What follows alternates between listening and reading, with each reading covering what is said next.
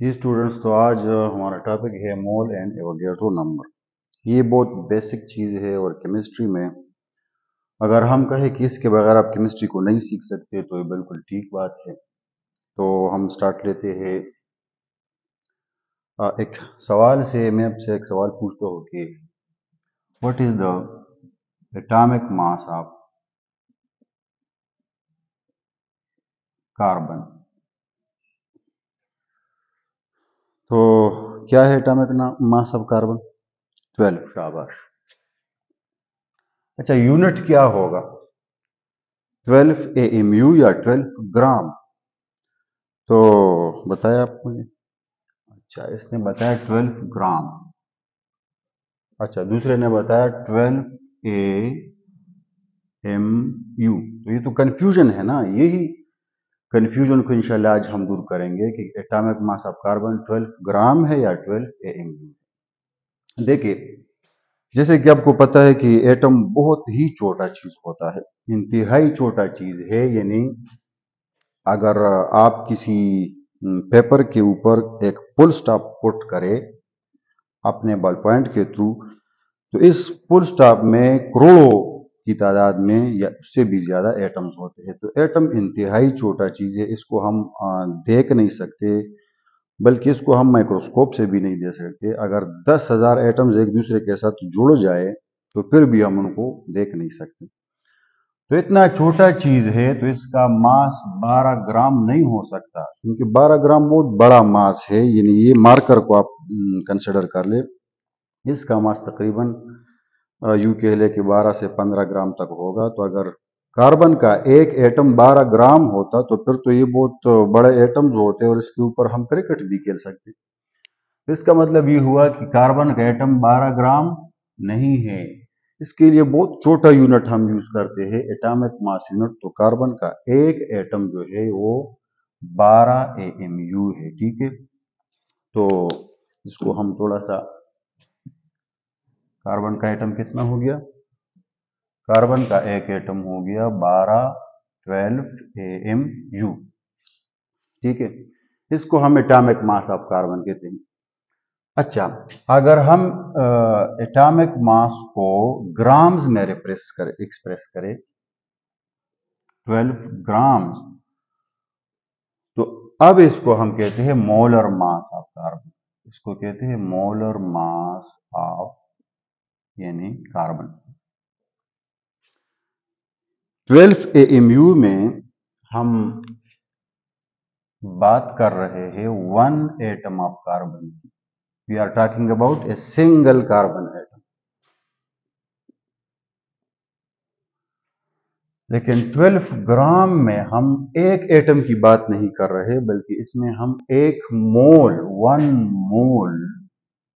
Carbon atoms. 1 मोल में कितनी तादाद है? 1 मोल में एवोगैड्रो नंबर पार्टिकल्स होते हैं, 6.023 into 10 पावर 23 कार्बन एटम्स।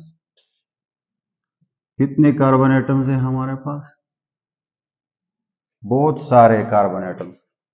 इसको हम अगर 6 2 1 2 3 4 5 6 7 8 9 10 11 12 13 14 15 16 17 18 19 20 21 2 3, यानी इतने कार्बन एटम्स अगर हम इकट्ठा कर ले और तराजू के ऊपर रख के, तो सबका मजमूई मास होगा 12 ग्राम। लेकिन अगर हम एक कार्बन एटम को तराजू के ऊपर रखें तो उसका मास होगा 12 AMU। इसी तरह एक दूसरा एग्जांपल हम लेते हैं। ठीक है, दूसरा एग्जांपल, वाटर के एक मॉलिक्यूल का मास कितना होता है? 18। शाबाश। 18 क्या, ग्राम्स या AMU? 18 AMU।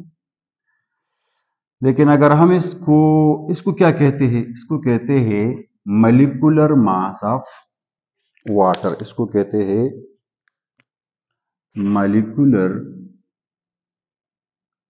मास ऑफ यानी mass of one molecule of water. अगर इसको हम ग्राम्स में एक्सप्रेस करें, 18 AMU की जगह अगर हम लिखे ग्राम्स, तो ये क्या है? This is the molar mass. क्या है? Molar mass of water. 18 AMU water का एक मॉलिक्यूल है, जबकि 18 ग्राम में एक मॉलिक्यूल नहीं है, बहुत सारे हैं। कितने हैं? इतने। इसमें कितने हैं? 6.023 into 10 power 23 वाटर मॉलिक्यूल्स। ठीक है, एक और एग्जांपल, सोडियम क्लोराइड एक फार्मूला यूनिट है। आपको पता है आयनिक कंपाउंड्स का मॉलिक्यूल नहीं होता, क्योंकि वो इंडिपेंडेंटली एग्जिस्ट नहीं कर सकते, तो इसके छोटे यूनिट को हम फार्मूला यूनिट कहते हैं। इसका मास है 23 प्लस 35.5, सोडियम का 23 और क्लोरीन का 35.5, कुल मिला के 58.5 AMU। तो ये इसका क्या है? Formula mass. ये क्या है? ये फार्मूला मास है। ठीक है, यानी ये एक फार्मूला यूनिट का मास है। अब अगर इसके फार्मूला मास को हम ग्राम्स में एक्सप्रेस करें, यानी AMU की जगह हम ग्राम्स लिख के, तो ये इसका क्या हो गया? मोलर मास हो गया। क्या हो गया जी?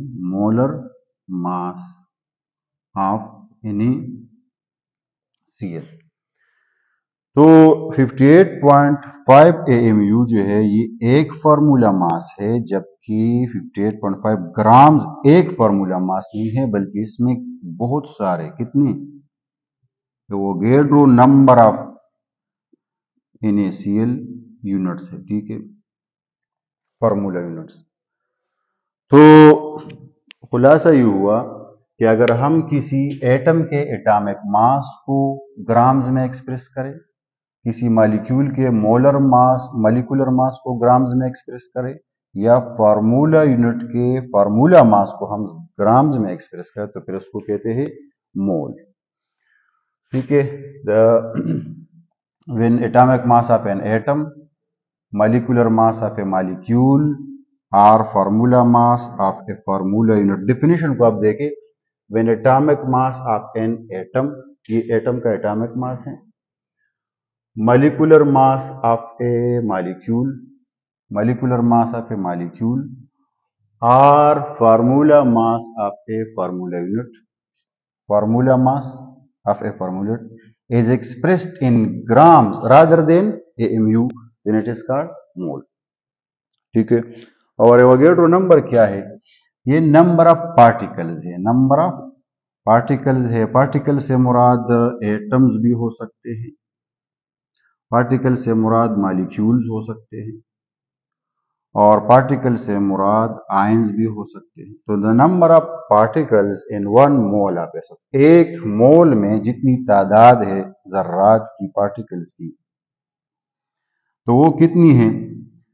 वो 6.023 इंटू 10 पावर 23 है, जो कि बहुत बड़ी तादाद है। इतने पार्टिकल्स एक मोल के बराबर होती है। ठीक है, इस तरह के एक दर्जन 12 के बराबर होती है। एक दर्जन में 12 यानी तादाद होती है।